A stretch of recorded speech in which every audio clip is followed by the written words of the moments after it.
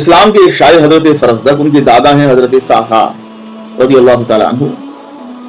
ये जो है अपने ज़माने जाहिलियत का एक वाक़या नकल करते हैं और हुज़ूर नबी करीम सल्लल्लाहु अलैहि वसल्लम की खिदमत में उसे बयान करते हैं कि या रसूलल्लाह, ज़माने जाहिलियत था और जाहिलियत के दौर में एक मरतबा ऐसा हुआ कि मेरे ऊँट खो गए और मैं ऊँटों को तलाश करता हुआ जंगलों में निकल पड़ा। मैंने देखा कि एक शख्स खैमे के बाहर बैठा है और अंदर से किसी औरत के कराहने की आवाज़ आ रही है।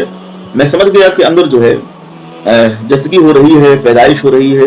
तो शख्स के पास बैठ गया। मैंने देखा कि उसने अपने बाजू में एक गड्ढा खोद रखा था। मैंने उससे पूछा कि भाई ये क्या है? वो कहने लगा कि ये इसलिए मैंने वो गड्ढा खोद रखा है कि अगर बेटी हुई तो उसे दफन कर दूंगा और बेटा हुआ तो उसे रख दूंगा। जब विलादत हो गई और उसकी माँ जब अंदर से निकली तो उसने पूछा क्या हुआ है? वो जो है रंजीदा होकर कहने लगी कि बेटी हुई है। जैसे ही उसने बेटी का नाम सुना उससे